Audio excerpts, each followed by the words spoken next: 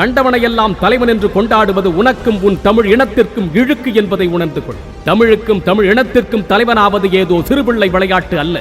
எப்படிப்பட்ட ஒரு உயர்ந்த நிலை, எப்படிப்பட்ட ஒரு உன்னத நிலை, அதை யார் யாருக்கோ தூக்கி கொடுப்பதற்கு உனக்கு எப்படி மனது வருகின்றது? உலகம் வியந்து போற்றிய ஒரு பேரினத்தின் தலைவனாக ஒருவன் வர வேண்டும் என்றால் அவன் எத்தனை தகுதிகளை பெற்றவனாக இருத்தல் வேண்டும்? இவற்றையெல்லாம் யோசித்தாயா?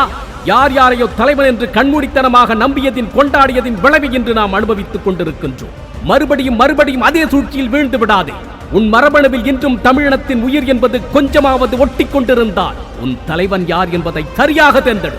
நம் இனம் மாண்டு போவதற்கு காரணமாகிவிடாது. ஒரு நிமிடம் உன் கண்களை மூடு. ஒரு நிமிடம் உன் கண்களை மூடு. உன்னுடைய மனக்கண்ணில் தமிழ் பேரினத்தின் தலைவன் என்ற ஒரு சிம்மாசனத்தை போடு. ஒரு நிமிடம் அதை ஆழமாக உற்றுப்பார். அது எவ்வளவு உயர்ந்த இடம், அது எவ்வளவு பெரிய நிலை, அது எத்துணை பெருமைமிக்க வரலாறுகளை, தியாகங்களை உள்ளடக்கியது என்பதை யோசித்துப்பார். அது எவ்வளவு வேதனைகளை, வழிகளை, துரோகங்களை தாங்கி நிற்கின்றது என்பதையும் சிந்தித்துப்பார்.